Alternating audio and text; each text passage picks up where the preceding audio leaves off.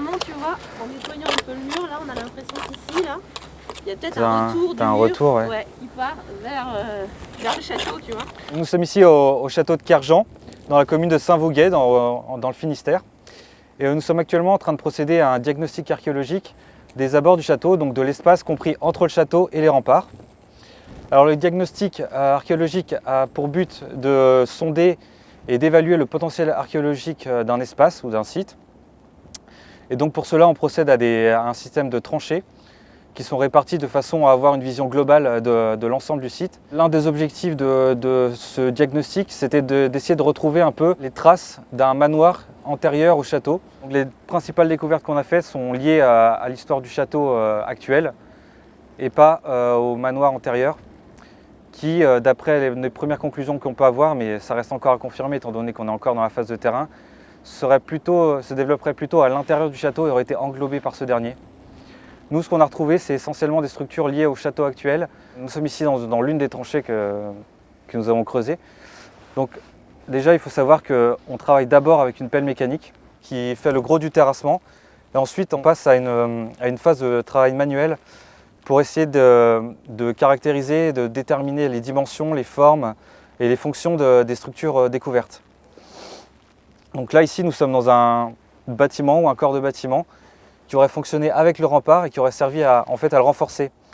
Parce que c'est le seul rempart, donc le côté nord, qui n'est pas doublé d'un deuxième mur et d'une levée de terre à l'intérieur et casematé. C'est le seul en fait qui a simplement un mur de 2 mètres d'épaisseur pour protéger, ce qui nous fait penser en fait qu'il ne pouvait pas être ainsi dès le départ, dans la mesure où ça ne sert à rien de protéger 3 côtés très bien et de laisser un côté plus ou moins exposé. Et en fait, ce corps de bâtiment aurait été lié justement au renforcement de ce mur, avec à l'étage inférieur des espaces qui auraient pu servir d'entrepôt ou de casernement, le tout surmonté d'une terrasse pour justement accéder au rempart et pouvoir développer pourquoi pas une batterie de canon.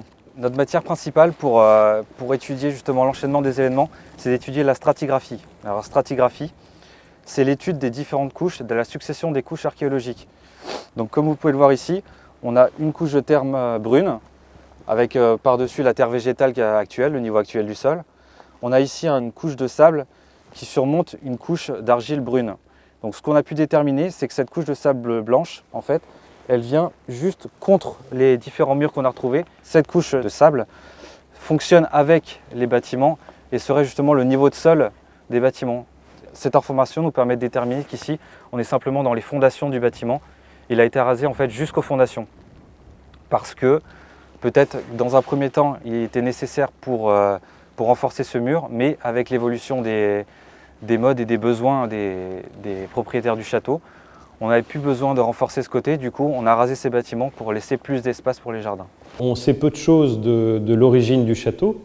On a un patrimoine bâti bien établi, mais on ne sait rien de la construction du château et très peu de choses de ce qu'il y avait avant le château de Kerjan.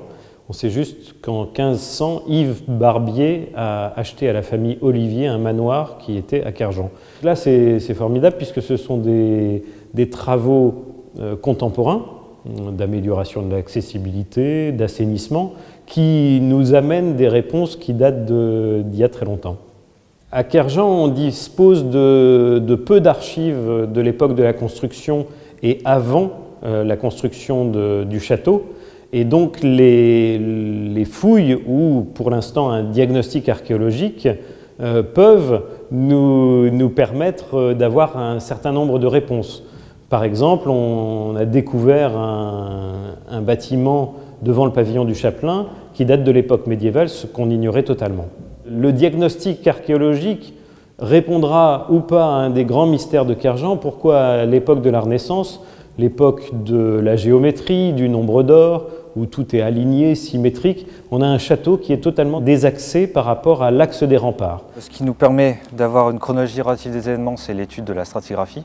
Mais ce qui nous permet de dater précisément, en tout cas plus précisément les couches archéologiques, c'est le mobilier qu'on y retrouve. Donc ça peut être principalement du mobilier céramique, comme ce morceau de chauffe-plat. Ça peut être aussi du verre, du métal, des monnaies. Mais c'est principalement le mobilier céramique parce qu'en fait, si vous voulez, on a des typologies qui ont été mises en place et qui nous permettent de dater relativement précisément en fait, puisque c'est un mobilier en fait qui évolue beaucoup et donc qui nous permet d'avoir vraiment une datation précise des couches. Par exemple, ce morceau de chauffe-plat, on sait que c'est quelque chose qui est utilisé essentiellement au XVIe siècle. Donc on peut se dire que la couche archéologique dans laquelle on l'a retrouvé date du XVIe siècle. Pour les étudier, on fait appel à des spécialistes de chaque mobilier. Pour la céramique, c'est tout simplement le céramologue. Et en fait, on leur envoie les sachets, ils le nettoient, ils le dessinent et du coup, ils peuvent les comparer avec des catalogues de comparaison.